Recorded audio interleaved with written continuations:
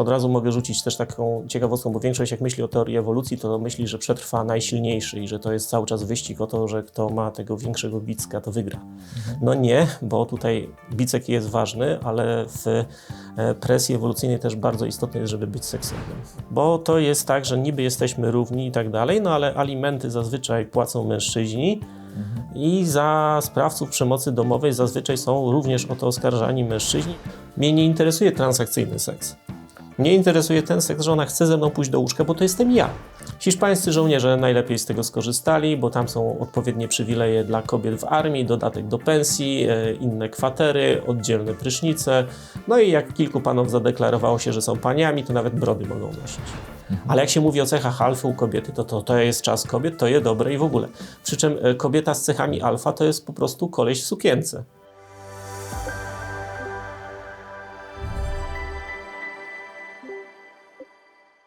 Drodzy widzowie, namawialiście, przekonywaliście, pisaliście, no i stało się, jest.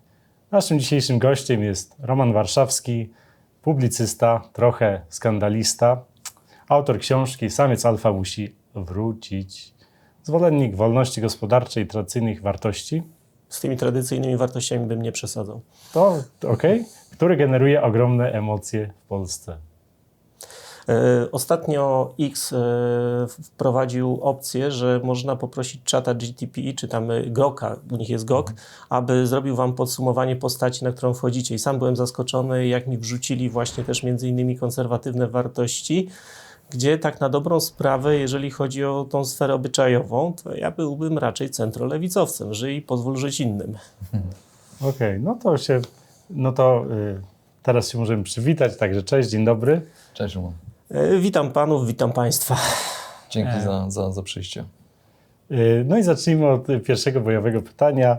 Wiele osób uważa cię za skandalistę i pytanie, czy to jest diagnoza w ogóle trafna? W kraju ślepców jednooki królem jest, można powiedzieć. I co ja prezentuję takiego skandalicznego? No, wierzę w Darwina.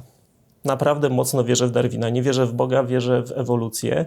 I najbardziej mnie bawi, jak widzę, że wszyscy naokoło, łącznie ze współczesną lewicą, uważają, że ewolucja tak, jak najbardziej, że to było, że to jest dobre, tylko ona dotyka człowieka wyłącznie do szyi.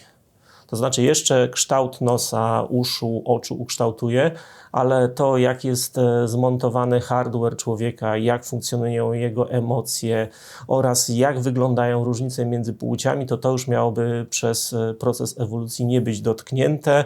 No, ja oraz wielu badaczy, bo ja jestem tylko popularyzatorem tego wszystkiego i jak to rozumiem jak najbardziej, staram się to przełożyć na język praktyki.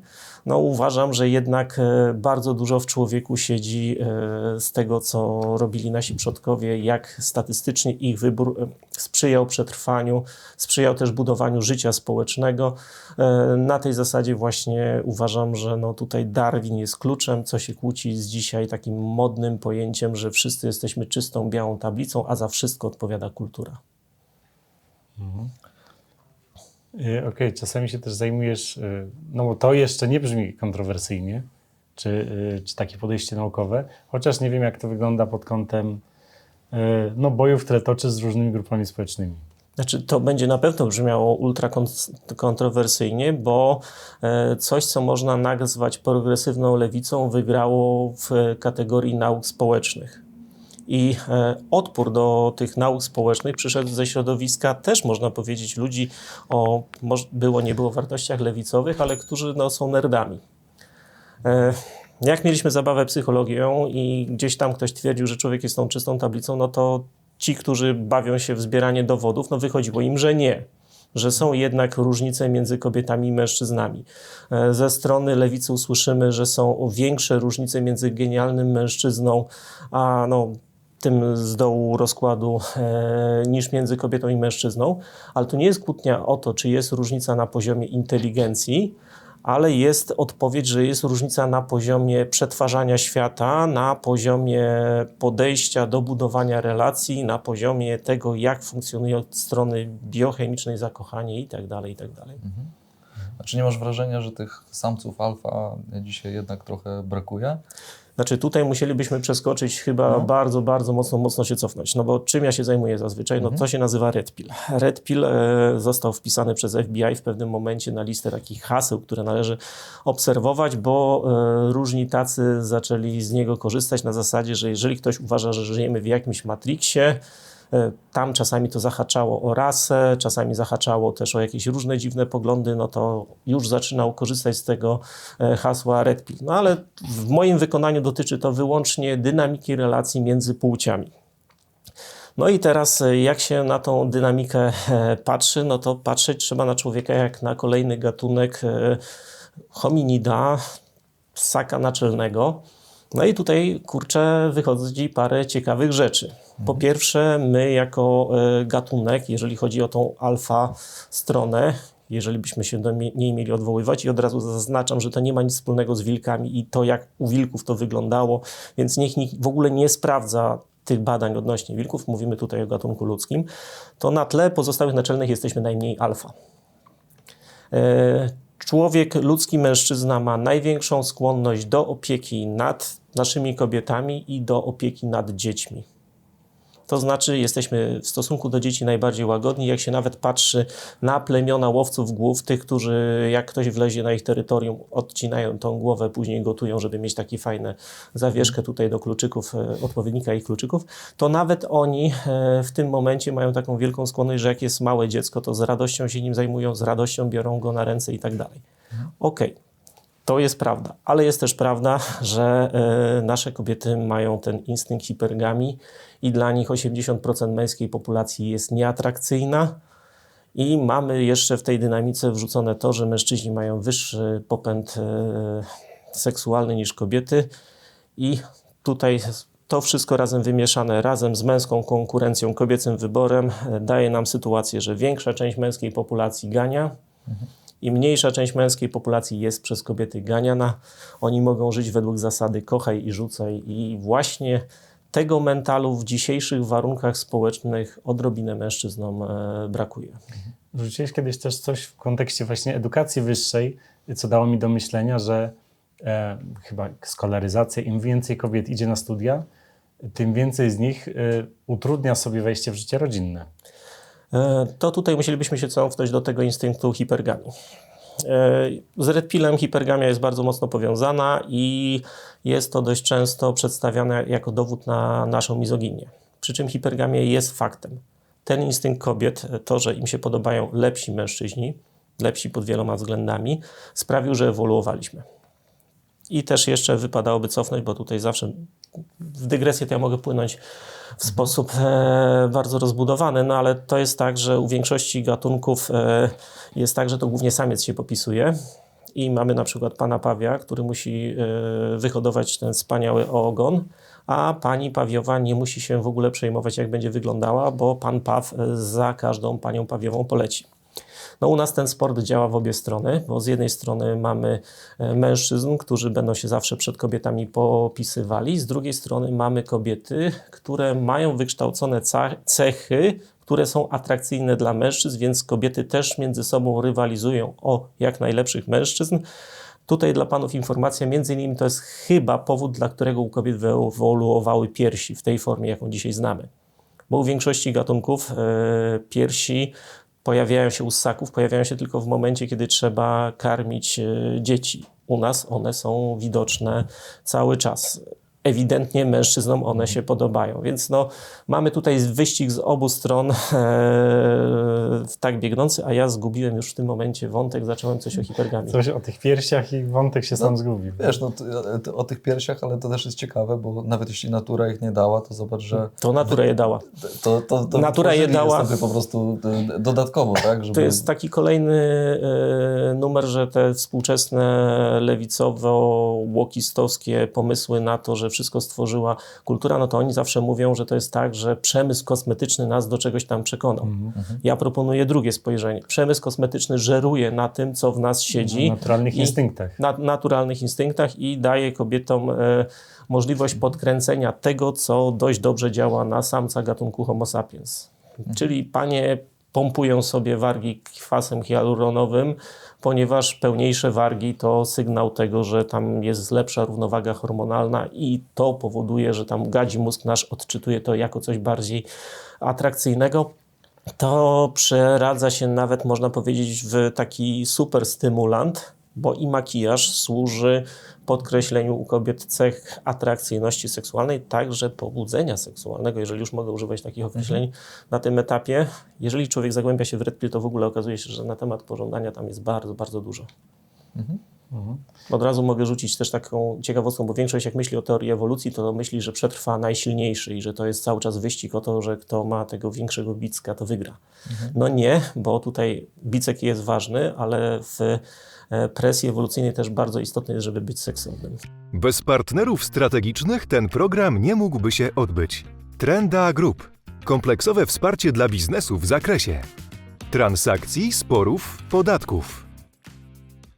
Okej, a taki Red Pill, w takich bardzo prostych słowach, jakby wyjaśnić w jednym zdaniu, dwóch, to co to jest? Praktyka dynamiki relacji międzypłciowej.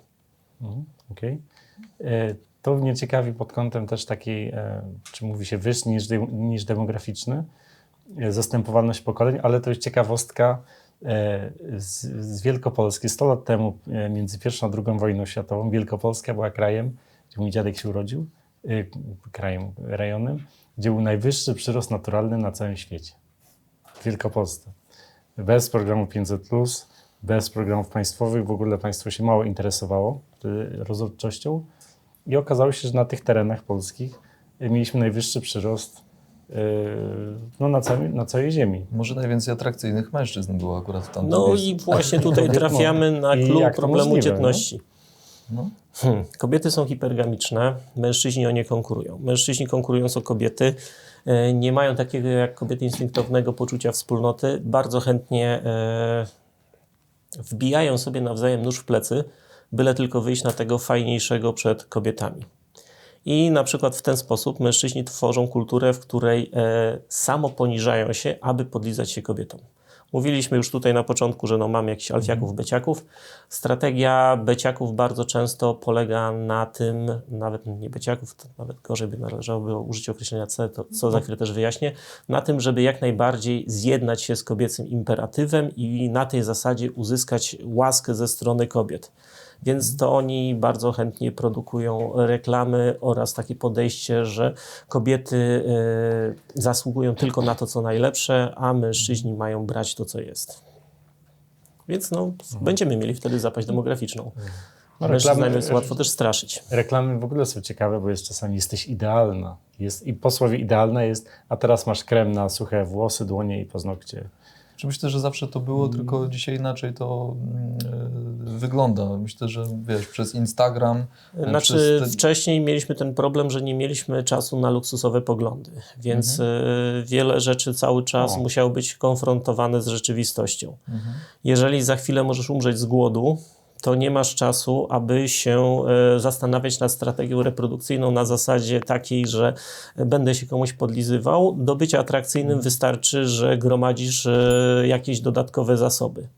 Plus jeszcze do tego dodajmy, że my ewoluowaliśmy w grupkach 100-parosobowych, a teraz żyjemy w grupkach właśnie masowych. Zamiast lokalnego rynku seksualnego, rynek też tutaj słowo klucz w Red Pillu, mamy teraz globalny rynek. Jak wspomniałeś o apkach, to bardzo wpływa na właśnie ludzki hardware, który błędnie się kalibruje w tych warunkach. Podobno nawet algorytm już chyba tego Instagrama jest tak skonstruowany, że te samochody czy luksusowe, czy wakacje luksusowe, to nawet już może być stworzony obrazek, ale on jest już bardziej promowany, nie? Nawet jak tam nie ma człowieka, jest wyprodukowany w całości od zera. Algorytm będzie chyba cały czas gonił. Jest troszeczkę pchany, nie? Algorytm będzie chyba cały czas gonił za tym, za czym będą leciały oczy. Instagram jest na pewno aplikacją, która jest bardziej atrakcyjna dla kobiet, bo można też podzielić aplikację, na której kto gdzie dominuje. Na YouTube jest więcej mężczyzn. Mężczyźni wolą właśnie treści takie, jak my tutaj mamy, że siedzimy sobie, gadamy, rozważamy jakieś idee. Obrazki bardziej trafiają do kobiet. Na X-ie podejrzewam będzie pół na pół, chociaż może z lekką przewagą tych mężczyzn. pyskówek panów to jest dużo. Tam Tak, dużo jest tak, kłótni na X-ie i No, mężczyźni mają instynkt dominacji i nie jeden raz to się kończy na tej zasadzie, że kochanie, chodź spać, nie mogę, ktoś w internecie się myli. No, Jest ale- 4:00 w nocy. Ale wiesz co, jak patrzę z tej perspektywy, myśląc o jakichkolwiek komentarzach, obojętnie przez jakie media to idzie, to chyba zdecydowana większość widzę jednak mężczyzn niż kobiet. Nawet takich hejtujących. Nie wiem, czy się ze mną zgodzicie, ale jednak wydaje mi się, że więcej jest mężczyzn niż kobiet. Ja rzadko widuję kobiety. Może Kobiety dzisiaj się hejtują zmieni, się oglądam bardzo. odcinkiem. Kto wie? Kobiety hejtują siebie nawzajem bardzo mocno, nawet mocniej niż mężczyźni. Red Pilla z kolei to jest takie moje odczucie, że no, tam kobiety jak kobiety atakują, ale najbardziej go atakują ci, którzy uważają, że bycie w tej stronie alfa jest bardzo, bardzo niedobre i on ma sam przekonanie, że to on jest alfa, ale tutaj z tego, co mówi Red Pill, wychodzi, że jednak nie. To słuchaj, to może idźmy w kierunku tego, do czego zmierzamy. Gdzie twoim zdaniem Polska będzie za, nie wiem, 30-40 lat, To idąc nie tym... do mnie pytanie. Polska, gdzie będzie za ileś tam lat, to nie bardzo. Ja mogę rozmawiać na temat dynamiki relacji, ale tutaj to przebiegają procesy bardzo podobne niż jak na całej reszcie świata. Chociaż my, jeżeli bym miał gdzieś szukać podobieństwa do jakiegoś miejsca, to do Korei Południowej. Jeżeli chodzi właśnie o dynamikę Dobrze, że relacji. południowej. Dobrze, że południowej, a nie No północnej, wiesz, kraj, nie? który jeszcze niedawno był mocno konserwatywny, wskoczył w nowoczesność i zaliczył totalną zapaść demograficzną i maksymalną polaryzację między płciami. W Polsce mamy już maksymalną polaryzację między płciami, zwłaszcza w młodym wieku. To jest tak, że dziewczyny skręciły bardzo mocno na lewo i to w stronę tej lewicy takiej tęczowo-rozporkowej. Natomiast chłopaki pozostają przy tych stronach politycznego sporu, gdzie na nich się nie jedzie. To jest o tyle zabawne, że oni nie mają nawet jakiejś partii, która będzie głosem mężczyzn jako takich. Mają po prostu partię, która nie uważa ich za zło samych w sobie. Ja uważam, że no, bo tak się dość często wyobraża sobie, że prawica to są partie mężczyzn. Prawica bardzo często to jest druga strona feminizmu, nawet w wielu aspektach gorsza dla mężczyzn od tego samego feminizmu, no bo młode feministki wierzące jeszcze w równość, to one tam na pewne rzeczy ułatwiające życie mężczyznom się zgodzą, a konserwatyści czy kakserwatyści, jak ich nazywam, oni będą uważali, że męskość sprowadza się do służby, ochrony, a więc tym mężczyznom trzeba non-stop przykręcać śrubę. Lubicie gry wideo? Nie może być gry wideo. Lubicie pomarańczowego YouTube'a? Należy zakazać pomarańczowego YouTube'a. Jak jeszcze bardziej pogorszymy wam wasze warunki życia, bo jesteście pewnie uzależnieni od dopaminy, to w tym momencie na pewno weźmiecie się i ożenicie z tymi dziewczynami, będą dzieci. To jest ciekawe, no. Tak, tylko że tutaj jest w tym wszystkim, w tym równaniu brakuje fajności. No właśnie. W ogóle wydaje mi się, że nawet jest taka partia uważana za konserwatywną, nie wiem czemu, która rządziła tam od 2015 roku i to chyba też był trochę lodołamacz. Nawet pani ta Beata partia- Szydło, pierwsza w Polsce, wprowadziła hasło, bo wcześniej ci politycy mówili Polacy chcą tego, Polacy. Polki I i Beata Polacy. Szydło wymyśliła Polki, Polacy i potem już poszło i teraz już Oni byli polszczyzna znacznie jest bardzo bardziej... popsuta pod tym kątem, z mojej perspektywy. Polszczyzna, z mojej poczekaj. osobistej. Oni są najbardziej gynocentryczni i wprowadzili najwięcej niesprawiedliwych dla mężczyzn praw. Genocentryczni? Gynocentryczni, kobietocentryczni. Wszystkie pomysły, które rozwalają życie rodzinne mężczyznom, w dużej mierze wychodzą ze strony PiS-u. Bo jeżeli już możemy tego, to powiedzmy. Ja nie chcę, jasno. nie chcę, żeby tam zasługi zostały zapomniane. Tym, który najbardziej na przestrzeni w III Rzeczpospolitej najbardziej przykręcił mężczyznom śrubę, jest minister Ziobro. A minister Ziobro zrobił to za pomocą ustaw zwalczających po pierwsze niealimentację, po drugie przemoc domową. Bo to jest tak, że niby jesteśmy równi i tak dalej, no ale alimenty zazwyczaj płacą mężczyźni i za sprawców przemocy domowej zazwyczaj są również o to oskarżani mężczyźni, a pan minister bardzo mocno podkopał tam po pierwsze domniemanie niewinności, po drugie wprowadził parę automatycznych procesów, które sprawiają, że możesz z własnego mieszkania wylecieć na tej podstawie, że twoja pani zadzwoni na policję i się poskarży, że byłeś niemiły. Nie będzie miała śladów pobicia, nie będzie historii, że wcześniej się coś działo. Nie, ona powie, że po prostu groziłeś jej, że coś zrobisz i oni cię na tej podstawie z tego domu twojej własności usuną, a ty później będziesz udowadniał, znaczy nie, no to może już nie aż tak bardzo, ale no trochę jest Może zabawy być udowadnienia. wyrzucony z własnego mieszkania. Nie? Tak, na miesiąc na początek, znaczy na 14 dni na początek, później na miesiąc, ale to w praktyce zaczyna działać automatycznie. Jak ktoś słyszał, jakie rzeczy dzieją się w Hiszpanii, to już ten system w Polsce mamy. Okej, ale myślisz, że to Ale- są jakieś pojedyncze przypadki, czy jednak skala tego rośnie? Te zasługi Będzie ministra rosła. Ziobry. To już zostaje z nami. Teraz już jesteśmy w tym i uważam, że w tym momencie właśnie mogę wrócić do beciaka. No, dla mężczyzny nie pozostaje nic innego, jak zabić w sobie beciaka, zanim ten beciak zabije jego i go wykończy, bo tak na dobrą sprawę większość tych problemów, gdzie kobieta może mężczyźnie rzucić państwo na głowę, bierze się z tego, że mężczyzna przeoczył moment, kiedy ta kobieta straciła autentyczne nim zainteresowanie i zamiast samemu się zawinąć, dalej w tym wszystkim siedzi, licząc, że to się czyli zmieni. jeśli ja Możemy ciebie dobrze... deklarować, co to jest beciak też, bo... Czyli ja rozumiem, że to jest facet podporządkowany kobiecie, tak? Facet, który podporządkowuje się kobiecemu imperatywowi. Powiedzmy, że jest męski imperatyw, kobiecy imperatyw. Mamy męską strategię reprodukcyjną, żeńską strategię reprodukcyjną i te strategie są antagonistyczne. Żadna z nich nie może być w pełni zrealizowana bez znaczącego kompromisu ze strony tej drugiej strategii. No bo teraz tak, no, na czym kobietom może tak czysto biologicznie zależeć, jeżeli chodzi o reprodukcję? No, one schodzą w ciąży. One mają ograniczone możliwości reprodukcyjne, ale jednocześnie mają monopol na produkcję młodych, małych ludzi. No i w tej sytuacji, no to ona by chciała, żeby jej dzieci miały jak najlepszy start w życie, a ten dobry start w życie mogą zapewniać jak najlepsze geny. No i już jak mamy te najlepsze geny, to później by się przydało też, żeby ktoś się nią i dzieckiem zaopiekował. Więc kobiecy imperatyw reprodukcyjny będzie mówił, to bardzo modne hasło właśnie wśród kak prawicy, że nieważne kto spłodził, ważne kto wychował. No dobra. Z kolei mężczyzna będzie miał podejście odrobinę inne. No, z mojego punktu widzenia to jest bardzo istotne, kto spłodził, już mniej istotne, kto wychował. Z mojego punktu widzenia no, co innego się liczy. No. Co się liczy? No, żeby to No, było że- przede wszystkim moje dziecko, tylko że no, beciak będzie się A nie godził, że... owoc wizyty listonosza. No, nawet.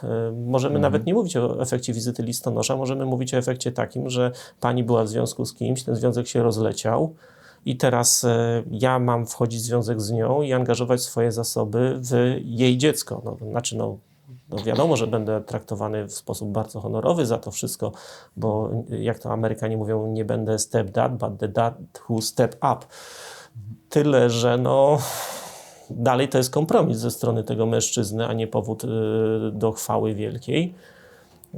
I jest to na korzyść kobiety. Czyli twoim zdaniem, ja tak to rozumiem po tym, co powiedziałeś, osoby, panowie beta, czyli panowie podporządkowani kobietom w pewien sposób powinni, nie wiem, spróbować przejść na stronę alfa, zostać sami. Powinni Pytanie, zacząć czy to jest w ogóle możliwe? myśleć w przyczyn kategoriach... genetycznych, no. No właśnie. Beciak myśli zawsze w kategoriach takich. Co będzie dobre dla mojej kobiety? Ktoś, kto funkcjonuje w tej kategorii bardziej alfa, myśli w pierwszej kolejności, co będzie dobre dla mnie. I to nie jest rozwiązanie egoistyczne, to jest rozwiązanie praktyczne. Bo jeżeli ja mam być mężczyzną, no to niestety, ale z męskością wiąże się sprawczość. Jeżeli ja pozwolę, żeby mnie pozbawiono tej sprawczości, no to funkcji mężczyzny wykonywać nie mogę. Dlatego ja muszę być swoim mentalnym początkiem. Zanim cokolwiek zrobię, zanim podejmę decyzję życiową, zastanawiam się nie, jaki to będzie wpływ miało na moją kobietę, na dzieci. Nie, jaki to będzie miało wpływ na mnie. I dopiero jak ja będę się dobrze trzymał, to i z nimi będzie okej. Zastanawiam się, czy to jest w ogóle możliwe, żeby człowiek, który jest beta, stał się alfa. Czy to jest w ogóle realne od strony takiej, wiesz, nie wiem od kiedy musiałoby się to dziać, bo to wydaje mi się, że albo to masz, albo tego nie masz po Albo- prostu. Znaczy, moim albo zdaniem polskie to jest bryły. tak, że wszyscy naraz mamy to oprogramowanie w sobie, bo nasze populacje ludzkie, tak jak można spojrzeć w przeszłość, składa się z tych dwóch rodzajów osobników i tych alfa jest no, faktycznie niewielu, ale cały czas, żebyśmy mogli stać się ludźmi, to tego beciakowania w nas musiało się pojawić sporo. Jednocześnie u kobiet pozostał wybitny pociąg do mężczyzn prezentujących cechy mrocznej triady charakteru. Jak jesteś wyżej na makiawelizmie, narcyzmie, psychopatii, to będziesz miał w życiu więcej partnerek niż... Nawet ostatnio inni, w no. Stanach było też chyba głośno takie, nie wiem czy YouTube nie wykasuje tego słowa, to może przyciszymy, ale głośne zabójstwo w Stanach Zjednoczonych prezesa firmy ubezpieczeniowej. No i facet, jakiś Słuchaj, tam to jest zabójca go pikuś. zabił i to jest ta Poczekaj. historia się zaczyna w tym, że on wszedł do sądu i Wygooglujcie. już ma 20 fanek, które chcą za niego wyjść, no bo jest mordercą. Wygooglujcie sobie Wilsona Wade'a. Koleś całkiem przystojny, wydzierany na twarzy, także jak nie wiem, zabił 2 swoje kobiety, po jednej chyba jeździł ciężarówką, jeżeli mnie pamięć nie myli. Mogę pomylić szczegóły co do tego wszystkiego. Miał cały swój fanklub. Każdy większy zbrodniarz ma swój fanklub. To się nawet nazywa hybrystofilia. To jest pociąg seksualny do zbrodniarzy i mężczyźni nie są hybrystofilni. Nawet jak się trafia jakaś dziewczyna, która coś nadwija, to mężczyźni na nią lecą nie dlatego, że ona nadwijała, tylko dlatego, że Mimo wygląda hot. No. Z kolei dla kobiet, przestępcy, tam pojawia się ten pociąg. Nie każda kobieta jest hybrystofilna, ale tylko kobiety są Nawet hybrystofilne. sprawdzałem na Lubimy Czytać i na tej polskiej księgarni internetowej na literę E, która zgodnie z nazwą najlepiej tam wejść, powiedzieć i wyjść.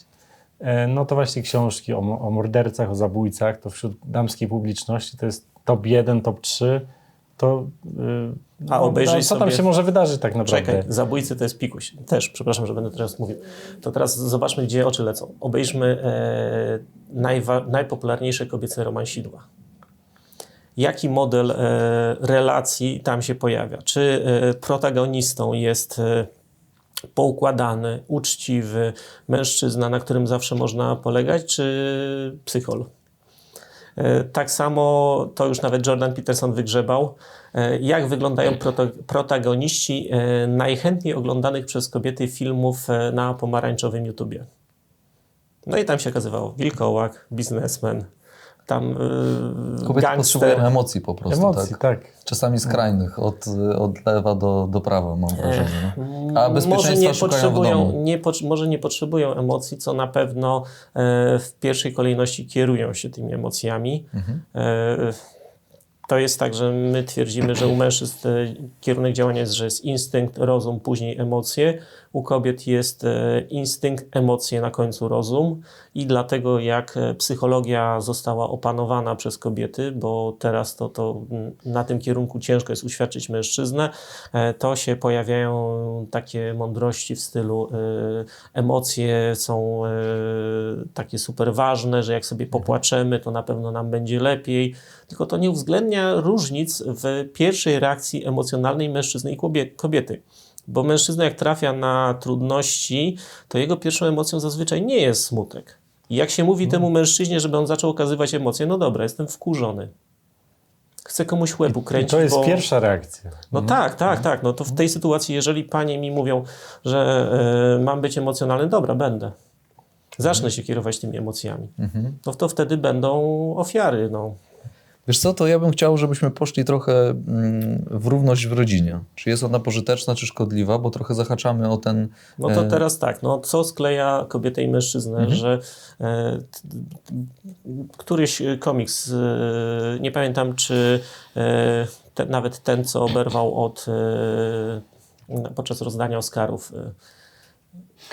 No, Will Smith i Nie Will Smith, Chris Rock. Rock. O właśnie, chyba Chris Rock mówił taki fajny sketch, gdzie tłumaczył, że na początku związku wszystko jest fajne, a później płcie się nawzajem bardzo wkurzają. Czego brakuje, czego jest bardzo dużo na początku związku, a czego później jest mniej?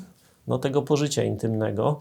I tu jest kolejna różnica między ludźmi a większością innych zwierząt. Większość innych gatunków zwierząt, bo delfiny są do nas w tym zakresie podobne, większość zwierząt nie jest w rui, jak to ładnie można powiedzieć, non-stop. Ludzie są. Kobiety uprawiają seks nie tylko wtedy, kiedy mają owulację, ale ogólnie tam gotowość do tego współżycia jest mniej więcej cały czas, chociaż tam ich ten popędowość jest dyktowana fazami cyklu. U mężczyzn mamy non-stop wysoki popęd. No i to, co skleja kobietę i mężczyznę ze sobą razem, to jest autentyczne pożądanie.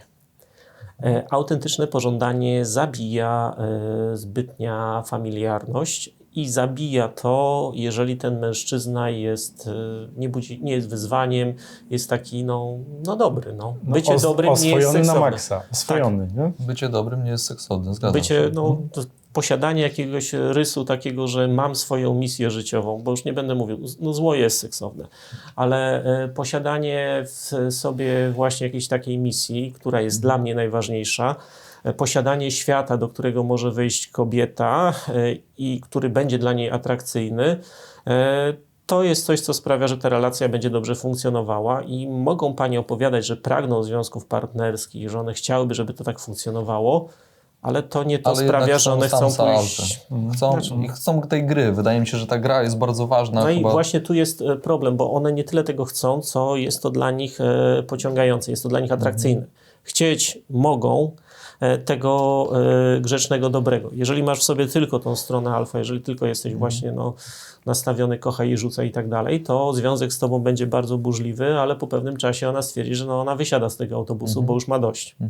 Oczywiście będzie później kolejnemu chłopakowi nawijała, że ona już nie ma czasu na zabawy i tak dalej. A później będzie tęskniła potem za będzie- tamtym. Może nawet nie to będzie się- tęskniła, tylko dla tego, który będzie tym byciakiem w tym układzie, pozostanie ta część, o której ona mówi. Ona nie ma już czasu na zabawę, ona czeka tylko na poważne oferty, więc dla ciebie pozostaje tylko ta poważna część tego związku, czyli masz zasuwać do roboty, przynosić wypłatę, wozić dziecko do szkoły.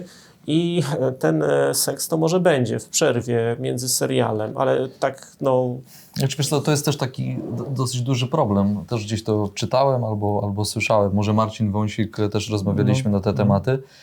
Wiesz co, bardzo fajnie to było zwizualizowane na zasadzie spaceru z kobietą, która powiedziała, że jak pójdziesz ze mną na spacer, to wieczorem się ze sobą prześpimy. to jest i- transakcyjne. Nie, ja na to się nigdy Właśnie. bym jako mężczyzna nie godził. Mnie nie interesuje transakcyjny seks. Mnie interesuje ten seks, że ona chce ze mną pójść do łóżka, bo to jestem ja. To po pierwsze, ale po drugie też było fajnie pokazane, że ta kobieta sobie nie zdawała sprawy z tego, że tak naprawdę sama wycina sobie bliskość tego mężczyzny, który bliskość czuje z kobietą przede Ale tu wszystkim jest inny przez... problem. Właśnie mężczyzna czuje bliskość z kobietą przez to, że jest przez nią pożądany.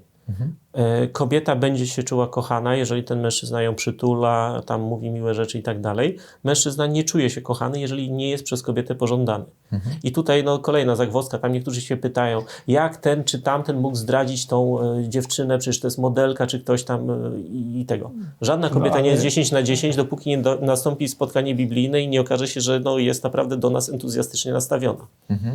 Okej, to teraz powiedz, bo to jest bardzo ciekawe i to jest uważam atrakcyjne dla płci jednej i drugiej. Bo jak zrobić w takim razie, twoim zdaniem, na bazie twoich doświadczeń i tego, co słyszysz, czytasz i widzisz i mówisz, jak spowodować, żeby mężczyzna był samcem alfa i dobrze rozgrywał tą swoją relację partnerską, tak to powiem. I w drugą stronę, czyli co powinna zrobić kobieta, albo jak się zachowywać, żeby ten facet faktycznie chciał ją kochać, a ona żeby próbowała pożądać tego faceta jak na początku. Odpowiedź jest brzydka. Po pierwsze, męskość nie jest nam dana. Mógłbym powiedzieć, że męskość jest nam zadana. Więc nie stajesz się mężczyzną z samego faktu urodzenia się z chromosomami X, Y, tylko z przyjęcia męskiej roli. Więc jak już mówiłem, też to jest kwestia mentalu pewnego na początku. Zaczynamy od mentalu, w którym ty jesteś swoim mentalnym początkiem, a więc zastanawiasz się, jak to na mnie wpłynie. A dalej, to już lecisz konsekwentnie właśnie budując ten świat, do którego możesz jakąś kobietę zaprosić. Ten świat jest ramą waszego związku, w której funkcjonujecie. Jeżeli ona chce funkcjonować w twojej ramie, ten związek będzie funkcjonował fajnie. Jeżeli ta rama, którą ty stworzysz, będzie dla niej atrakcyjna, to ten związek będzie funkcjonował i on z czasem będzie coraz lepszy. Będzie się wam coraz lepiej w nim funkcjonowało. Ty jesteś atrakcyjny, robisz to, co do ciebie należy, ona, tylko że też to, co u kobiet w długoterminowej relacji budzi pożądanie, autentyczne pożądanie, to na przykład coś, co się z angielskiego nazywa dread game, czyli poczucie lekkiego zagrożenia. Nie, że ty jesteś dla niej groźny, ale że na przykład ciebie nie jakaś jesteś inna... na 100%. Że jakaś inna kobieta może cię wyjąć. Kobiety nie znoszą być zdradzane, ale uwielbiają mężczyzn, którzy mają do tego potencjał. Jeżeli możesz to I zrobić. że mogą go przy sobie zatrzymać na No przykład. noszą go przy sobie też, nie? Okej, no, czyli- ona musi się... U nich ta seksualność, ta ewolucja stworzyła po to, żeby była właśnie jakaś dynamika. Jeżeli on nie jest wyzwaniem, czyli stoi w miejscu, a jesteśmy zaprojektowani przez naturę do tego, żeby przemieszczać się przez zmieniające się środowisko. Jeżeli on stoi w miejscu, to znaczy, że się tak naprawdę cofa. Więc jeżeli on nie potrafi nigdzie z tym wszystkim iść, nie potrafi czegokolwiek robić, to nie ma sensu, żebyś ty w niego emocjonalnie inwestowała. To tu lepiej wprowadzić mechanizm, który będzie sprawiał, że tobie będzie to zainteresowanie do niego gasło. Z kolei, no, jeżeli on cały czas gdzieś tam zmierza, no, dla kobiet nawet nie gotowy pakiet w postaci mężczyzny, który ma tam bogatych rodziców, jest najbardziej atrakcyjny, ale na przykład facet, który w życiu zaliczył ze 2 upadki takie solidne i po tych upadkach się podniósł. I to jest facet, który nawet jak w życiu przydarzy mu się To sobie poradzi. to sobie poradzi, to jest pierwsza rzecz. Po drugie, on już ma taki mental właśnie, którym jest mentalnym początkiem, jest oswojony z naturą swoją, z naturą kobiety. On może do niej powiedzieć, słuchaj, kochanie, no dobra, no rozwaliło się, możesz odejść. Ale gdzie ty? Co ty skupiałeś? Jak nie odejść? No, rozwaliło się, ja wiem, jakie są reguły gry. I to jest sprawia- sexy. To jest wtedy sexy. To mi się przypomina, jak chcę się trochę cofnąć, bo mówiłeś o tym, że w tych związkach na początku dużo emocji, potem sobie szukałem kogoś, kto generuje mniej emocji, ale mi się przypomina przykład Jeff Bezos, który no, znany jest z tego, że ma taki bardzo trudny charakter i pracuje tam 100-120 godzin w tygodniu, wtedy tak było. I żona w pewnym momencie po tych latach 5 wytrzymała, 10 wytrzymała, po 15 powiedziała, dobra, pieprzę to i odeszła, że wzięła rozwód. I wyszła, żona Jeffa Bezosa wyszła za nauczyciela w Stanach geografii czy fizyki.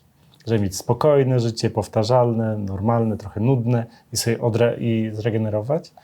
Znaczy, I na tam był podcaście prawdopodobnie brak tego Valuetainment mężczyzny. przepowiadali, że to nie ma szans. Jak się przyzwyczaiła do takiej huśtawki, to nie wytrzyma spokojnego życia. I faktycznie po paru miesiącach ten drugi związek się rozpadł. Nie wytrzymała po prostu takiej monotonii czy płaskiego życia. Znaczy, I bardzo tego chciała i okazało się, że każdy facet, który tak gadsat, też to przewidywał. I trafił. jako mężczyźni zawsze będziemy przez kobiety testowani. Ten ich instynkt hipergamii jest podszyty lękiem. Czy on naprawdę jest taki, jaki jest? To jest na etapie, kiedy się poznajemy. I numer 2 lęk, czy to jest najlepsze, na co mnie stać. Jeżeli gdzieś tam się... Tylko, że tutaj też ten instynkt działa w ten sposób. A teraz zobaczcie, panowie, jak starzeją się kobiety. Ich możliwości z wiekiem maleją i to maleją znacznie szybciej niż możliwości mężczyzn.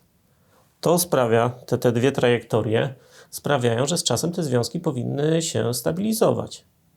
Tylko jeżeli percepcyjnie to u kobiet będzie wyglądało, że ten okres, że on ją stać percepcyjnie jej zdaniem na coś lepszego, no to będzie destabilizowało związek. U kobiet jest z kolei od razu obawa, że jeżeli ty uważasz, że cię stać na coś lepszego, to... Ale mężczyźni nie funkcjonują jak kobiety. To prawda. Jeżeli z jej strony jest ciągle autentyczne pożądanie, on ma inne opcje, ale jego kobieta o tą relację dba od tej strony i jemu się nie będzie chciało tego rozwalać. My mamy oprócz instynktu też, bo jest potrzeba różnorodności, jest potrzeba czegoś tam nowego i tak dalej, ale mamy też potrzebę posiadania rodziny. Jak już wspomniałem na samym początku, ze wszystkich tych gatunków naczelnych jesteśmy najmniejszymi hardkorami. To znaczy, ludzie są zdolni do strasznych rzeczy, ale jednocześnie jak widzimy małego bąbelka, jest to nasz bąbelek, to mamy ochotę wziąć na ręce, mamy ochotę go tam lulać i nie jest problemem zmiana mu pieluchy. Okay, No i też jest coś innego, kiedy nie masz tych dzieci, a coś innego, kiedy już je masz, bo faktycznie dopiero wtedy możesz czuć, co oznacza to dziecko. U mężczyzny, jak się pojawia dziecko, następuje spadek testosteronu, on na jakiś czas łagodnieje. To jest też taki w dzisiejszych czasach bardzo krytyczny moment w związku, bo facet może na punkcie tego dziecka oszaleć, kobieta go tutaj testuje, bo wszystko jest zagrożeniem i on z tego wspaniałego mężczyzny, który coś tam wcześniej ogarniał, zamienił się w kogoś, na kogo można wrzeszczeć, którego można ganiać z kąta w kąt. To jest niebezpieczeństwo, że się rozleci. Kiedyś usłyszałem fajne stwierdzenie, że ludzie powinni mieć licencję na posiadanie dzieci. Nie ma nic bardziej bzdurnego. Wiesz co? Czy każdy się nadaje do tego, żeby być gdzieś tam rodzicem? Jakby się ludzie od tak nie nadawali, to by nas na tym świecie nie było. To jest pierwsza rzecz. Zwróć uwagę, że fajnie udawało nam się wychowywać dzieci w momencie, kiedy trochę mniej uwagi im poświęcaliśmy. No Na właśnie, pewno dzieci zawsze w jakiś biegały sposób... samopas, nie? Na pewno w jakiś Troszeczkę. sposób zawsze skrzywdzimy swoje dzieci. To tutaj niech każdy wyluzuje, coś na pewno skopiemy. Ale niedoskonałość jest wpisana w naturę ludzką.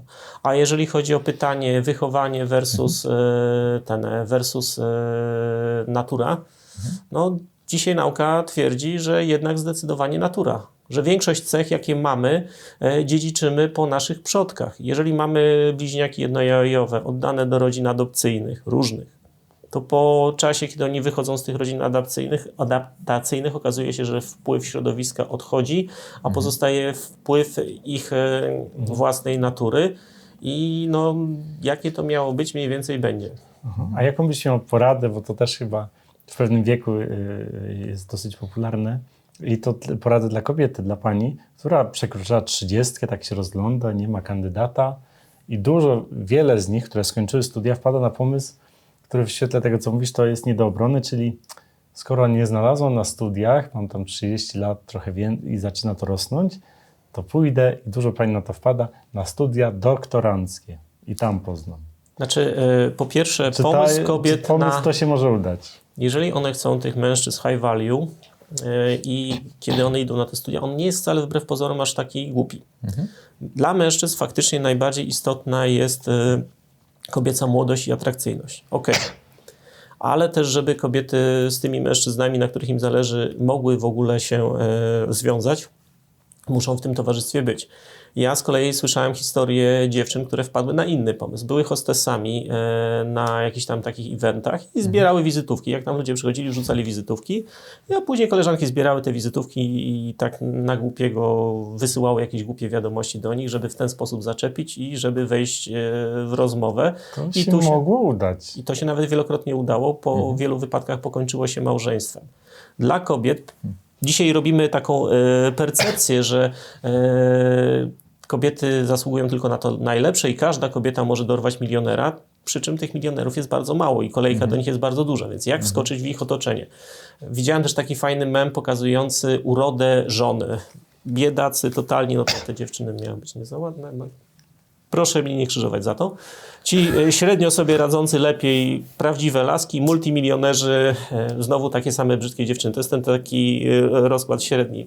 Dlaczego się brało, że ci multimilionerzy mieli takie no nie za ładne te żony? Bo to byli zazwyczaj jacyś nerdzi, którzy wymyślili super biznes, jak Bill Gates na przykład. No i oni się hajtali z laskami, które przy nich cały czas były w momencie od studiów do momentu, kiedy on się w to Miały wszystko nie wszedł. przeszkadzać w pracy. Miały nie przeszkadzać w pracy, były we właściwym momencie. On innych kobiet nie widział, nie zorientował się, jak jego SMV, czyli Sexual Market Value, się zmieniła na skutek tego, że dorobił się miliardów. No i Stał się po prostu sexy. No? I tych... znaczy stał się sexy. No ale wiesz, Z pieniądze jak stały się drugiej sexy. to może inaczej. Jak masz tylko pieniądze, to... Ale wiesz, ale na pewno dla jakiejś części osób mógł się stać czymś pożądanym, tak? Po prostu. I w jego mniemaniu z kolei faceta, o tym, co powiedziałeś na początku, no facet chce czuć pożądanie od kobiety, tak? No i ci w większości mężczyźni, którzy są w tych 80% nieatrakcyjnych, jak dobijają do 30 i zrobią jakieś pieniądze, zrobią jakąś w miarę stabilną pozycję, nagle dochodzą do wniosku, że oni wyczekali ten właściwy moment, aby stać się atrakcyjnymi, że te dziewczyny wreszcie zmądrzały. Nie, dziewczyny nie zmądrzały.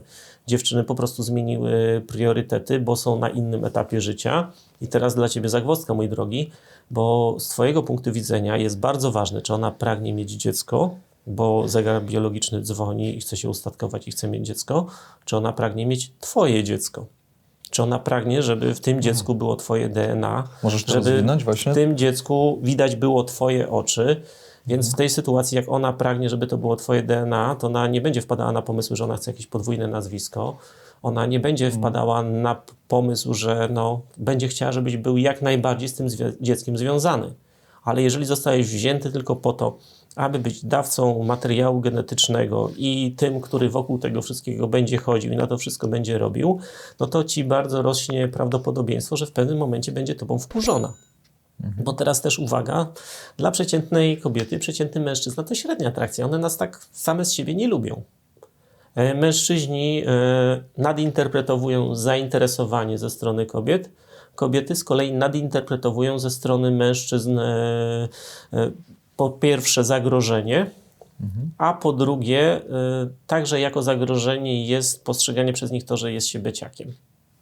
Bo ponieważ kobiety ponoszą ten wysoki koszt reprodukcyjny, to one chodzą w ciąży i tak dalej, złe obstawienie, z kim się poszło do łóżka, z kim się ma dzieci, to jest dla nich ryzyko egzystencjalne. No jestem ciekawy, jak nasi widzowie się wypowiedzą na te tematy, bo uważam, że No, zacznie się od będzie... nie zawsze i nie każdy, okej. Aha. Ale my mówimy tutaj, ewolucja nie działa na zasadzie zawsze każdy, tylko statystycznie. Ewolucja działa na zasadzie takiej, to jest strategia ewolucyjna statystycznie stabilna przez ileś tam pokoleń. I jeżeli na przykład się opłaca, żeby w populacji było 2% czy 1% psychopatów, to ta populacja zachowa 1-2% psychopatów i nie ma to znaczenia, że dla poszczególnych osobników tej populacji będzie to bardzo bolesne. Ale też jak mówiłeś o tym na początku rozmowy, że dawniej przez stulecia żyliśmy w takich małych gromadach, 150 osób, 100 Nie osób. stulecia, setki tysięcy lat. No to w dłuższym okresie i że to jest naturalne środowisko człowieka, czy zawsze było. Mniejsze grupy, gdzie się wszyscy znają, gdzie nawet jeden psycholog, na którego trzeba uważać, no to wszyscy to wiedzą. No i ten dobór też był jakiś ograniczony. Instagram nie istniał w wieku XIX i tak dalej, no a teraz to jest chyba taki paradoks wyboru. Nie? Tak, no Że po jest- stronie kobiet, który stronie je kobiet. ładuje w bardzo niefajną sytuację i to nie jest tak, że one nagle tracą zainteresowanie. Dla nich problem polega na tym, że jako potencjalni partnerzy zgłaszają się osobnicy, którzy dla nich nie są atrakcyjni. Wtedy zaczynają one narzekać, że dziś już prawdziwych mężczyzn nie ma. Są w twojej przeszłości. No zresztą jest nawet taki program w telewizji, z którego kiedyś się śmiałem, teraz już jest taki bardziej poważny. Rolnik szuka żony. Okazuje się, że na wsi nie ma kobiet młodych. No bo To ten styl może życia im jedzie nie na odpowiada. studia, na UW, a w mieście też te proporcje są zachwiane. Nie? Bo życie na wsi nie jest cool, nie jest fajne, a one patrzą za tym, co jest fajne. Hipergamia szuka tego, co jest fajne, co jest sexy. W pewien sposób, pomieszanie fajności z sexy. Czy widziałeś Styl jakiś życia. fajny film czy rolkę na traktorze dziewczyny, która się Znaczy, lansuje? bo ja nieraz no nie, widzę, no tylko jak jeden kojarzę, rozumiem, no. że idziesz, tak? No właśnie nie, ale że po prostu na wsi mało kto chce mieszkać, nie? A już dziewczyny to też proporcja taka jest. Kto może idzie na studia, no w mieście chyba te proporcje to... Mnie No, najbardziej Marcin bawi, Wąsik o tym mówi, no. jak w tych amerykańskich programach pokazują dziewczynę, która twierdzi, że no, feminizm ją oszukał. Ona by chciała mieć teraz 3 dzieci, zbierać jajka od kurczaków i tak dalej. No tylko, że prawda jest taka, że dziewczyno, gdybyś wylądowała w takim życiu i musiała wstawać do tych Pobudką o 5 rano. to raz, dwa byś twierdziła, że wracam do miasta i nie chcę tego wszystkiego znać. Bardziej mnie tylko ubawił, jest taki komik, który zrobił sketch, jak rozmawiał z jakąś tam dziewczyną, że znudziło mi się prowadzenie mojego OnlyFansa. A myślałeś kiedyś o tym, żeby zrobić pivot na bycie konserwatywką? Ale że co? No wiesz, oni uwielbiają takie nawrócone dziewczyny 304 z właśnie tego świata.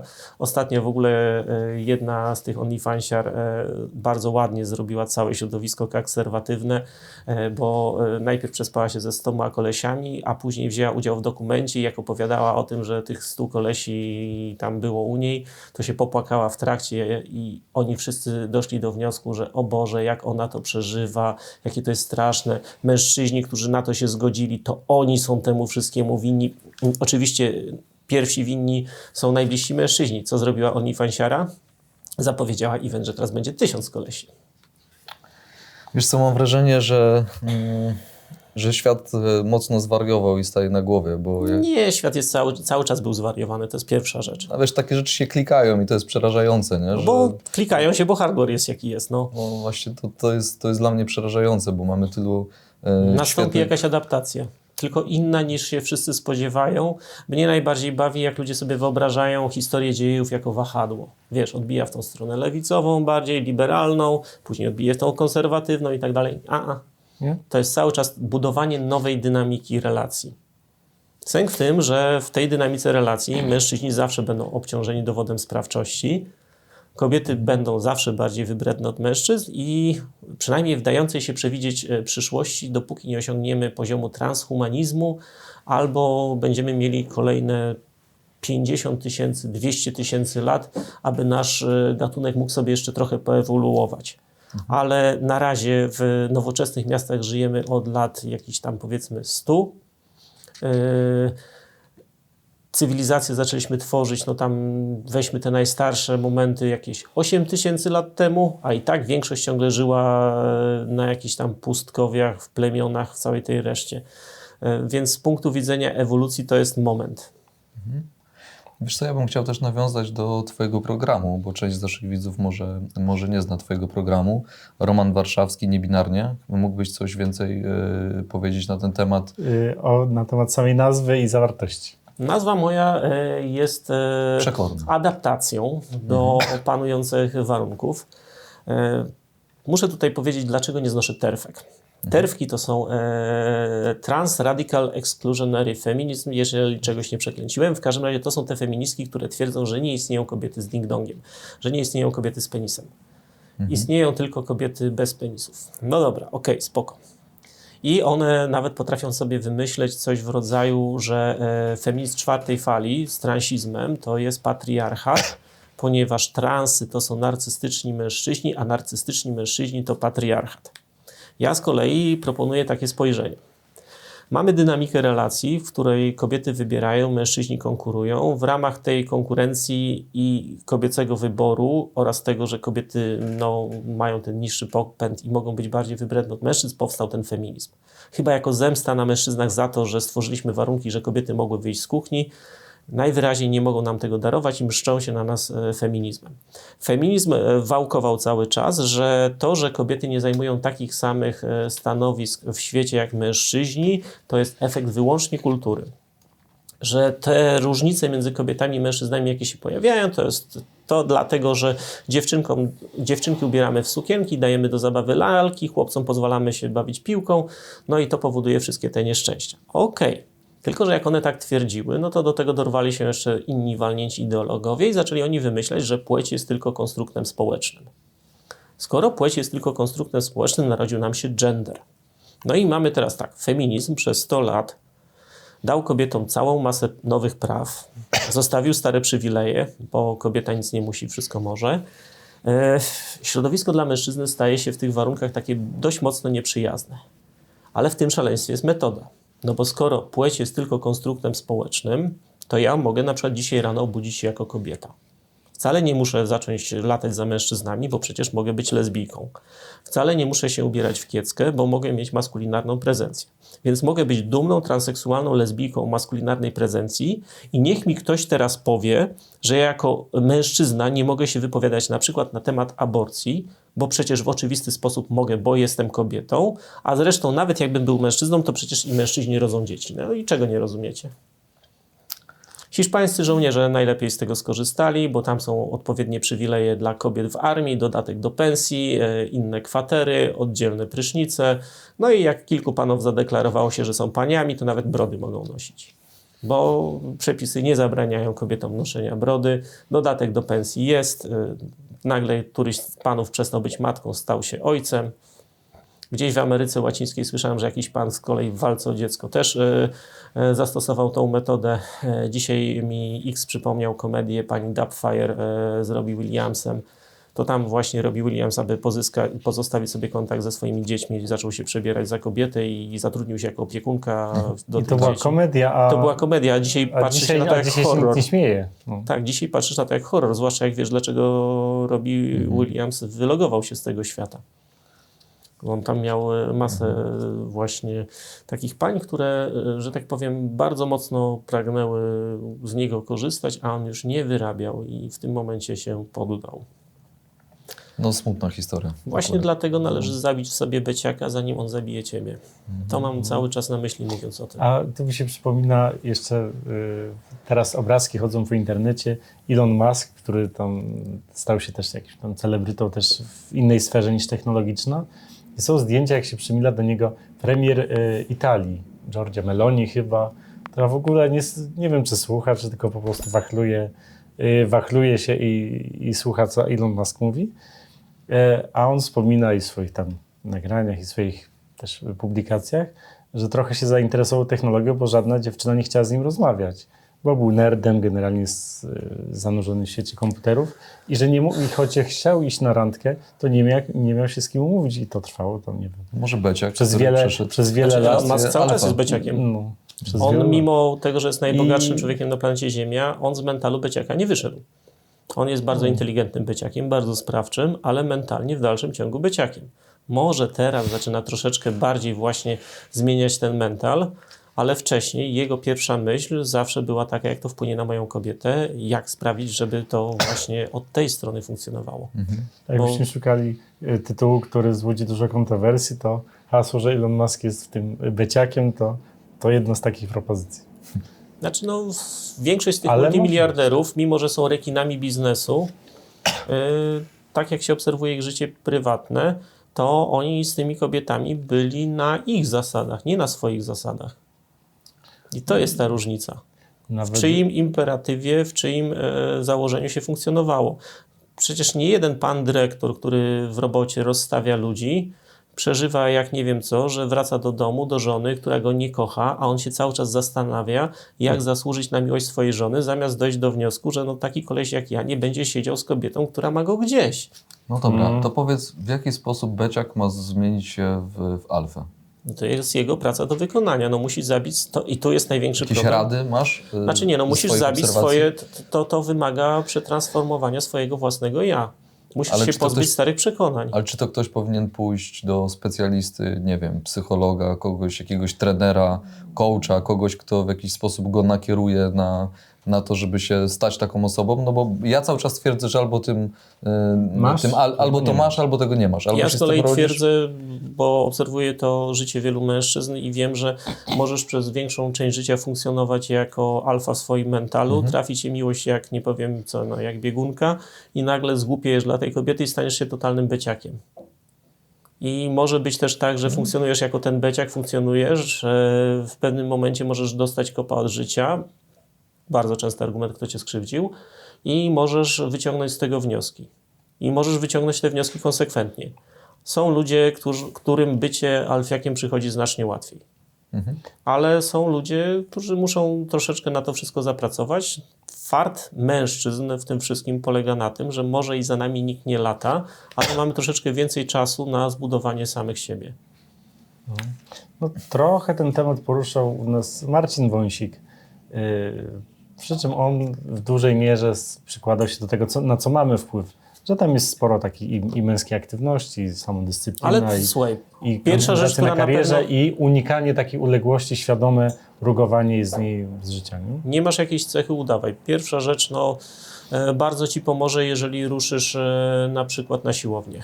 To jest zawsze świetne rozwiązanie, bo poziom testosteronu u nas zależy w dużej mierze od poziomu tkanki tłuszczowej i od tego, czy jesteśmy w stanie poprzerzucać trochę żelaza. Jak poprawiasz się w jakichś aspektach swojego życia, to zyskujesz właśnie przestrzeń, aby to zaczęło działać. I jak to zaczyna działać, z kolei dostajesz nagrodę. No, czujesz się z tym zarąbiście. Jeżeli jesteś beciakiem, ale w pewnym momencie się postawisz i nagle widzisz, że z drugiej strony jest reakcja. No stary, to teraz zastanów się. Chcesz żyć w życiu, kiedy czułeś to wszystko, że ciągle musisz zasłużyć, czy chcesz żyć w życiu, w którym stoisz na własnych nogach i robisz to na własnych zasadach? I jak czujesz tą nagrodę, to wtedy na przykład też godzisz się z tym, kurczę, to w najgorszym razie będę sam. Ja nie muszę mieć cały czas kobiety, ja nie muszę cały czas zasługiwać na jej walidację. Ale nie uważasz, że nawet niezależnie, a może nawet zależnie od tego, nawet jeśli jesteś alfą, to nie uważasz, że to i tak kobieta wybiera mężczyznę, a nie to mężczyzna wybiera kobiety? To już jest takie trochę pytanie filozoficzne. Dla mnie istotne jest, z jakich powodów mnie wybiera. Czy wybiera mnie, bo to jestem ja, bo jestem ogólnie I ze mną fajny, chce mieć swoje dziecko, w które, tak, to co powiedziałeś wcześniej? łączy ją ze mną autentyczne pożądanie, czy jestem fajnym mebelkiem do jej mieszkanka, tak jak sobie to wyobraziła. Jeżeli jestem fajnym mebelkiem, jak ona sobie wyobraziła i ja mam chodzić tylko tutaj, bo ona mi tak pozwoliła i nie mam prawa wyskoczyć poza te ramy, które ona zakreśliła, to nie, ja dziękuję.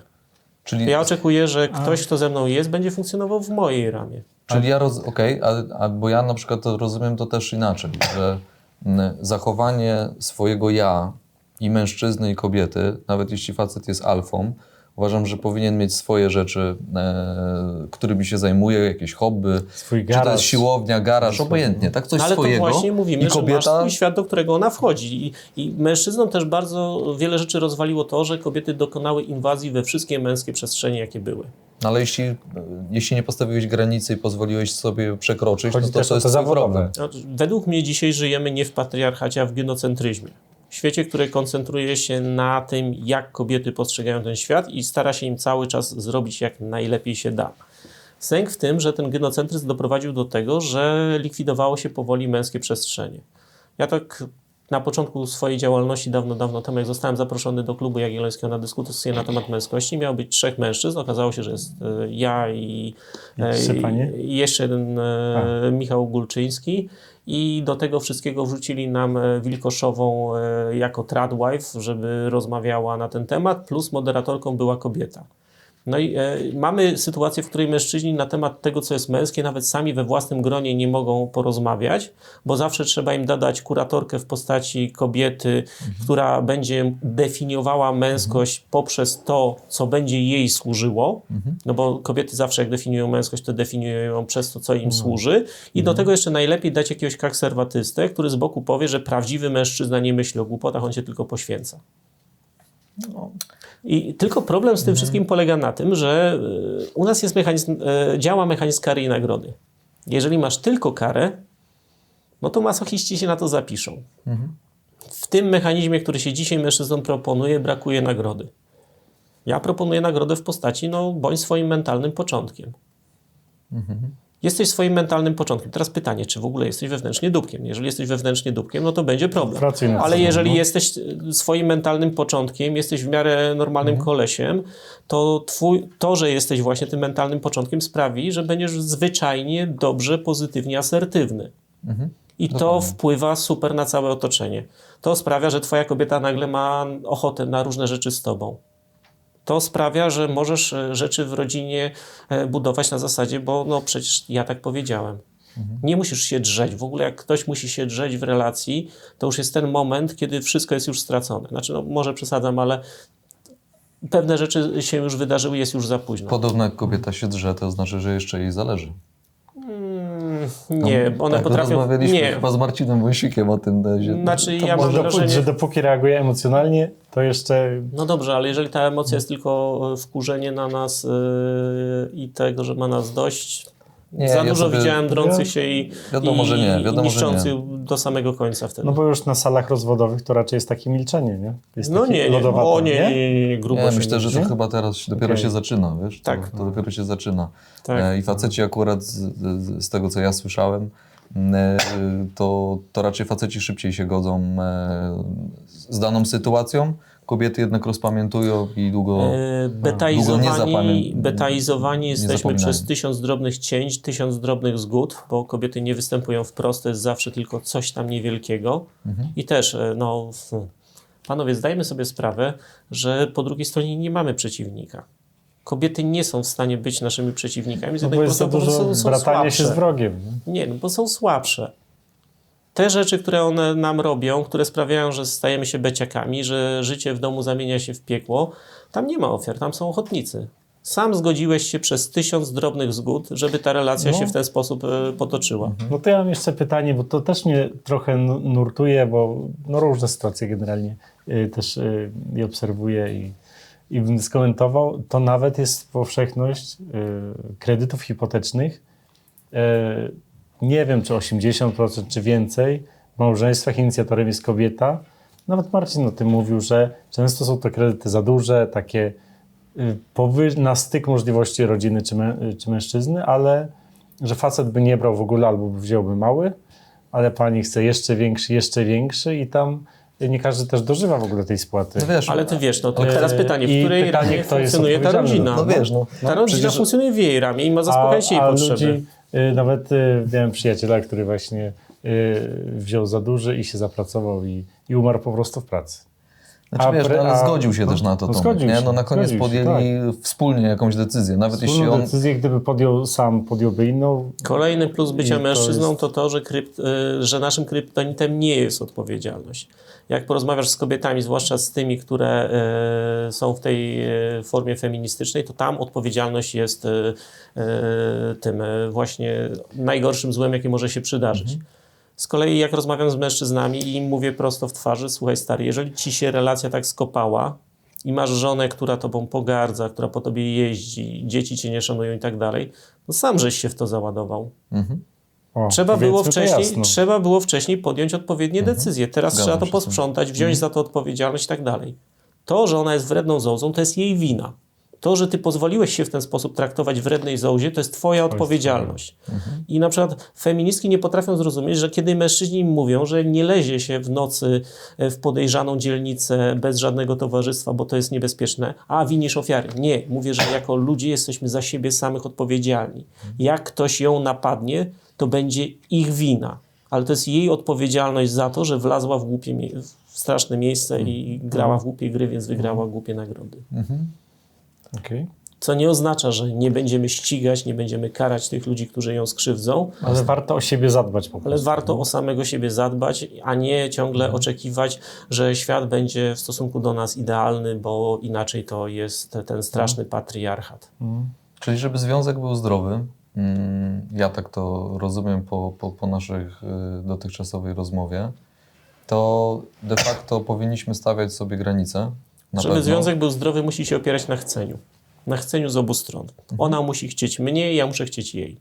Tu jest pierwszy problem. Tylko teraz tak, no co buduje chcenie u kobiet? No właśnie bycie bardziej w tym mężczyzną alfa, ale nie tylko alfa, bo bycie samym alfa, o Boże, no dobra, ale za tym musi jeszcze iść jakaś treść. Nie tylko mam ten mindset, ale też no, dysponuję jakimiś zasobami, zbudowałem siebie i tak dalej. No takie są reguły tej gry. A czy kobiety nie mają pretensji do ciebie, że też wypowiadasz się za nich?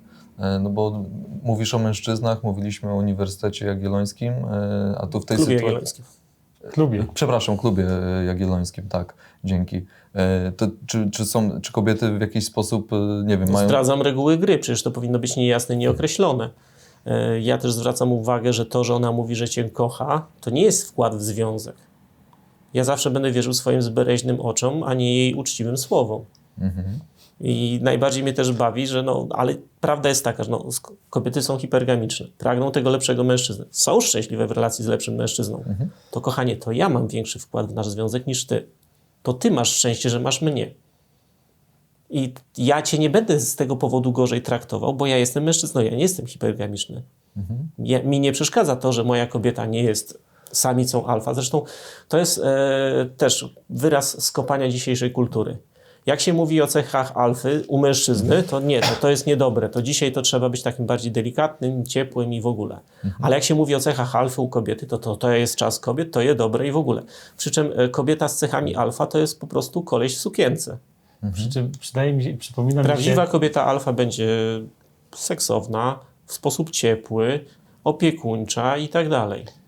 To przypomina mi się już, chyba się zbliżamy do końca, ale przypomina mi się obserwacje, myślałem, że jestem jedynym w ogóle, który tak myśli. Jest taka piosenkarka w Polsce, Doda.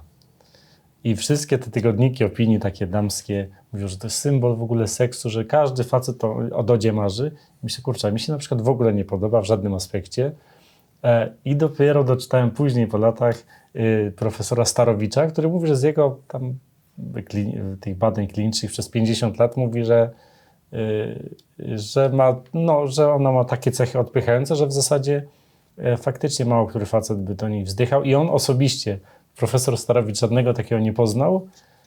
Ja też ani sam taki nie jestem, ani żadnego takiego nie znam, ale jakby poczytać tych tygodników opinii, to taka jak Doda, to każda powinna być. Na Wikipedii jest napisane, że miała 9 facetów i wszyscy ją zostawili. Ciekawe dlaczego. Znaczy, no, po pierwsze, ona sama musi mieć o sobie, spekulujemy. To jest moja opinia w tym momencie, nie musi być prawdziwa, ale to jest dziewczyna, która osiągnęła bardzo wysoki sukces. Wygląda dobrze. Wyglądała dobrze, wygląda dobrze. Nawet na ten wiek, w którym jest, wygląda bardzo dobrze. Więc jest seksowna i tak dalej, plus zrobiła karierę. W jej wyobrażeniu ona jest 10/10. No dobra, no to na kogo zdecyduje się dziewczyna 10/10? Tylko na kolesia 10/10. Koleś na 10/10 będzie miał bardzo wielki wybór. Ci, którzy mają bardzo wielki wybór, będą widzieli inne seksowne dziewczyny, które nie są tak głośne, wkurzające, które... dobra, przyjmijmy nawet, kochani, Doda, ja się ciebie boję. Dobra, ja idę do tej, której się nie boję, bo to jest też standardowe stwierdzenie ze strony kobiet, że mężczyźni boją się silnych kobiet. To przyjmijmy, że ja się ciebie boję, idę do takiej, której się nie muszę bać, jest spoko, fajnie. No, ale ona dalej by chciała mieć tego faceta, więc wybierze takiego faceta, który w jej opinii będzie ten 10/10, tylko trzeba do niego trochę farby dołożyć. I z tego, co słyszałem, w jej związkach właśnie zdarzały się takie dramaty, że chyba się wiązała z przedstawicielem Pomorskie, kiedy on chorował, a kiedy on wyzdrowiał, no to Anna Pomorskie podziękował jej za współpracę i poszedł dalej, no. Bo miał wybór, bo miał takie możliwości. I ja też mogę zaprezentować ogólnie ludziom takie dość przyziemne, niestety złe wiadomości, że jeżeli nasze SMV bardzo mocno się rozjedzie, to prawdopodobnie związki nam się rozlecą. SNV to znaczy? Sexual Market Value, jeżeli siebie tak oceniamy na skali od 1 do 10, no najlepiej funkcjonują związki, kiedy on jest na przykład 10, to ona będzie 9, jak jest on 8, to ona będzie 7 i tak dalej. Ale jeżeli mamy na przykład wypadek, kobieta, 2, bo powiedzmy no, ma własne przyciąganie planetarne, także pewne rzeczy tam wokół niej powinny krążyć, ma męża 3, robi sobie operację bariatryczną żołądka, z 2 przekształca się nagle w 4, albo nawet w 5. Ja dla tego męża za dużych szans na przyszłość nie widzę. Mamy męża 5, który dłubie przy różnych tam rzeczach. Operacja plastyczna to może chwiać po prostu. Nagle przeskoczyła z jednego miejsca na drugie. Mamy z kolei tego mężczyznę 5, który jest cichutki, grzecznie pracuje, ale nagle trafił na żyłę złota. No, nagle jego SMV też podskoczy do góry. No, będzie mógł spróbować różnych innych rzeczy. Nagle zaczną się do niego dobijać znacznie fajniejsze kobiety. Nigdy nie miał z ich strony uwagi. Tutaj ta uwaga się pojawia. A nagle jest Elonem Muskiem, do którego wszyscy wzdychają. Nie? No. I właśnie kobiety takich sytuacji najbardziej nie znoszą, że no pierwsza żona tam niby miała mu pomóc w sukcesie. Zresztą. Też umówmy się, kobiety dość często swoim mężczyznom pomagają, ale to nie jest tak, że ich sukces to dzieło tych ich kobiet. No i kwestia jest taka, że jak się ten sukces pojawia, a ona w dalszym ciągu jest tą kobietą, która tego faceta traktuje, no przecież on był ujdzie. On jest teraz ujdzie tylko z pieniędzmi, ale dla innej kobiety on nie jest ujdzie z pieniędzmi. On jest ciachem i on jest fajny. No podobno za każdym wielkim facetem stoi wielka kobieta. No. Tak, stoi, nie powiem co robi cały czas. Coś się rymuje, tak? Tak. Znaczy, no, to jest, brzmi no, trochę jak bardzo zły człowiek, ale no, panie dla mężczyzn, kiedy im się właśnie ta noga powinie, w większości wypadków też super wielkich sentymentów nie mają. Ja w tym momencie nie mówię, co należy robić, ja mówię tylko, że działa tak dynamika. I jeżeli chcemy, żeby ta dynamika w naszym wypadku nie zadziałała, no to musimy o to w jakiś sposób zadbać. Panie, dbajcie o siebie, żeby ta relacja fajnie funkcjonowała. No warto swojemu mężczyźnie okazać miłość. Panowie, starajcie się być najlepszą wersją samego siebie, to wtedy macie niewielkie szanse, że w ogóle dowiecie się, jak ten świat może bardzo źle funkcjonować w momencie, kiedy pójdziecie ze swoją kobietą na noże, bo ma już was serdecznie dość i jest wami totalnie rozczarowana. No to może być to mogą być wartościowe podpowiedzi dla ludzi, którzy nas oglądają. Wiesz co, a gdybyśmy podsumowując naszą rozmowę, dowiedzieli się od ciebie, z czego jesteś tak naprawdę dumny, patrząc na swoje doświadczenie i karierę zawodową do tej pory. Jest coś takiego? Jestem na pewno zadowolony z tego, jak siebie ukształtowałem. I powiedzmy, pozostańmy na tym. Zabawa w internetowe rzeczy jest taka, że nie chce mi się bawić w bycie celebrytą czy coś podobnego. Mi naprawdę najbardziej zależy, żeby przekazać to, co mam do powiedzenia dalej. Uważam, że mi wyszło naprawdę dobrze i mimo, że w swoim życiu parę rzeczy skopałem, z końcowego rezultatu jestem naprawdę zadowolony. Wiem, że życie jest cały czas tą drogą, że mogą mi się różne rzeczy przydarzyć, ale też zdarzało mi się siebie samego odbudowywać, więc jestem przekonany, że w razie czego będę w stanie siebie odbudować. Ale tak aż mi głupio od tej strony mówić i powiedzmy, że jest dobrze i tyle. Okej. A chciałbyś coś, już tak kończąc rozmowę, chciałbyś coś dodać na koniec? Coś, co powinno wybrzmieć, czy już fajnie było, czy... Fajnie by było, żeby ludzie zaczęli mniej mówić językiem powinno być, a bardziej zastanawiali się nad jest. Co w danym momencie jest. Ja bym w ogóle chciał, żeby ludzie zaczęli instynktownie czuć prawa ekonomii. Bo w relacjach mamy ograniczone zasoby, mamy jakiś kapitał i te prawa, które rządzą rynkiem dóbr różnych tych, też mają w jakiś sposób zastosowanie do relacji. I teraz mamy na rynku, panie podbiły bardzo wysoko koszt relacji, a odpowiedzią na wysokie ceny nieruchomości na rynku są jeszcze wyższe ceny nieruchomości. Aż do tego momentu, kiedy ktoś podchodzi pod jakąś ruderę, patrzy, 2 bańki za to, nie ma mowy. I wtedy następuje korekta, która dla wszystkich będzie bardzo nieprzyjemna. Także zrozummy te mechanizmy, to może nie będzie musiało boleć, chociaż obawiam się, że niestety przez ten moment musi boleć, będziemy musieli przejść. No niestety chyba w takim kierunku zmierzamy, absolutnie się z Tobą zgadzam. A żeby było śmieszniej, coraz fajniejsza technologia i coraz wygodniejszy styl życia. No tak, to prawda. Nie chciałbym tego stracić. Dziękujemy Ci za to, że znalazłeś czas, żeby pojawić się u nas i żebyśmy mogli porozmawiać. Myślę, że będziesz zainteresowaniem również dla pań, które nas oglądają, ale mam nadzieję, że powiedzieliśmy sobie jasno o granicach i o tym, żebyśmy chyba jako faceci byli po prostu sobą. Świadomi. Znaczy, wiesz co, ja wbrew pozorom nie odnoszę, żebym to, co mówię, budziło aż taki wielki gniew, bo to są internetowe batalie i tam ktoś krzyczy z jednej strony, z anonki po mojej stronie, różne tam panie, które uważają, że im się coś należy po drugiej stronie, ale większość ludzi, którzy tego słuchają, a nie komentują, to mam wrażenie, że z tego na końcu coś wyłapują. I też sam dostrzegam, że nawet w mężczyznach powoli następuje jakaś zmiana, gdzie zaczynają właśnie ten zdrowe, asertywne podejście troszeczkę przejawiać. Niestety spora część z nich dochodzi do wniosku, że nie warto w ogóle zacząć się starać. Ale panowie, im więcej facetów dochodzi do wniosku, że nie warto się starać, tym łatwiej jest się wybić. To prawda. Także w tym zepsutym rynku dalej da się, że tak powiem, swoje zrobić i ruszyć do przodu. Super. Dziękujemy za dzisiaj w takim razie. Was zapraszamy do subskrypcji, absolutnie komentowania tego odcinka i kolejnych i do zobaczenia następnym razem. Cześć. Hej. Dzięki.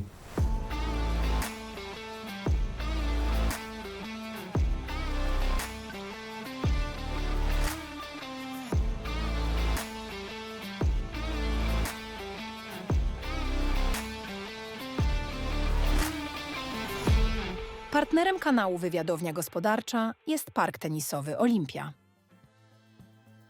Internetika. Agencja marketingu internetowego wspierająca firmy kampaniami marketingowymi, które realnie zwiększają sprzedaż towarów i usług. Sprawdź nasze case studies i przekonaj się, co możemy zrobić dla Ciebie.